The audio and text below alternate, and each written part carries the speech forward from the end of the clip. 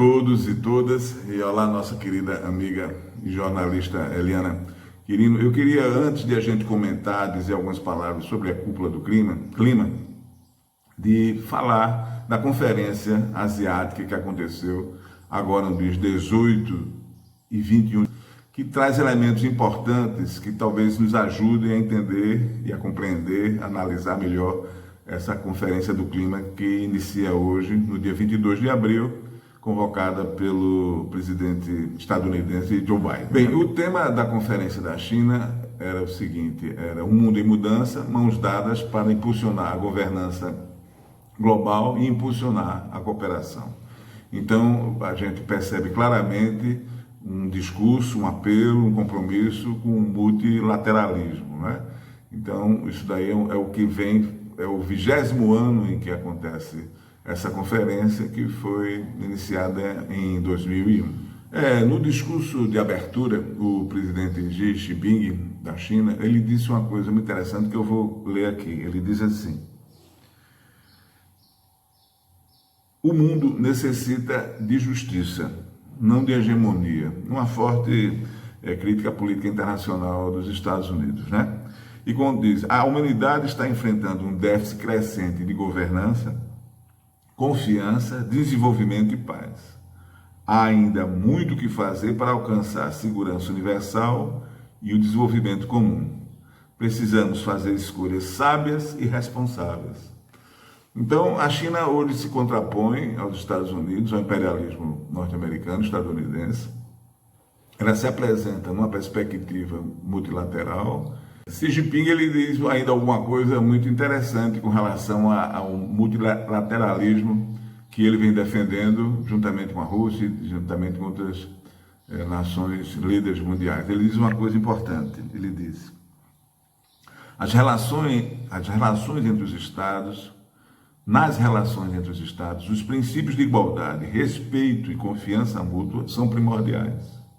Interferir em assuntos internos não granjeará nenhum apoio das nações. Nesse sentido, a China irá continuar desempenhando sua parte na construção da paz mundial, na promoção do desenvolvimento global e defesa da ordem internacional. Então, ele faz uma dura alusão à forma imperialista unilateral que os Estados Unidos vem governando o mundo desde a Segunda Guerra Mundial. Logicamente, tendo saído da condição de um país pobre para a segunda, em 50 anos, da segunda potência econômica mundial, a China se apresenta hoje como uma alternativa de construção de consensos numa perspectiva multilateral que pode fazer o confronto junto aos Estados Unidos. Então, é dentro desse contexto também que hoje vai acontecer, iniciar a cúpula do clima, né? Que não é uma cúpula da ONU, convocada por Joe Biden, mas que terá, logicamente, uma perspectiva de abertura, né, desse ano, logicamente, com aquilo que a pandemia... Então, o que acontece com a China nesses 3 primeiros meses do ano? Ela fez com que o seu PIB, que é o conjunto das riquezas produzidas, dos bens e serviços produzidos por uma nação, tivesse um aumento em relação a 2019, quer dizer, antes da pandemia da Covid, de 10,3%, chegando a produzir, a faturar, né, nesse primeiro trimestre, algo em torno de 4 trilhões de dólares, com 5% do desemprego de postos de trabalho lá. O que acontece com o Brasil?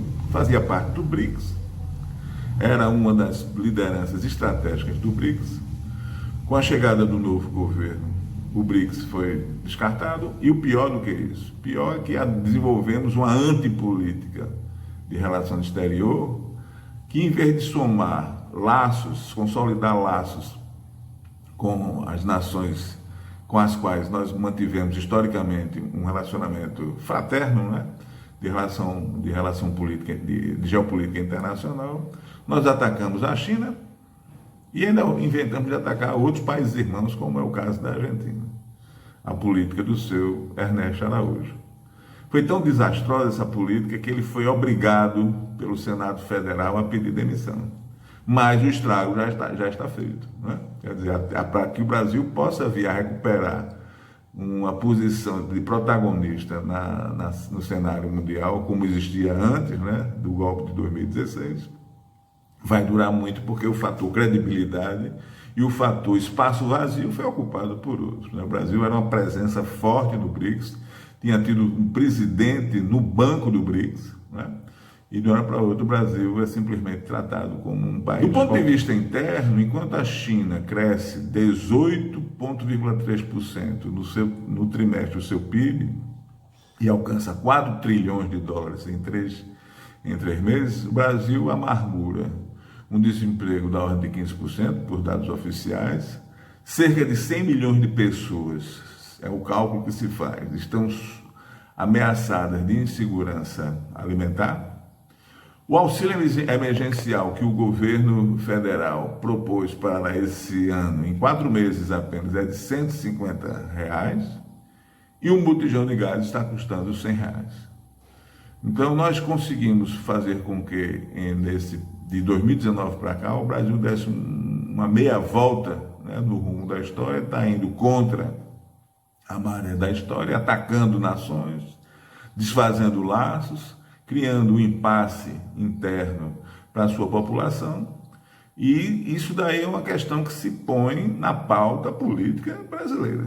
Quer dizer, se essa bola de neve continuar descendo da forma que está, rolando ladeira abaixo, a gente não sabe onde irá parar.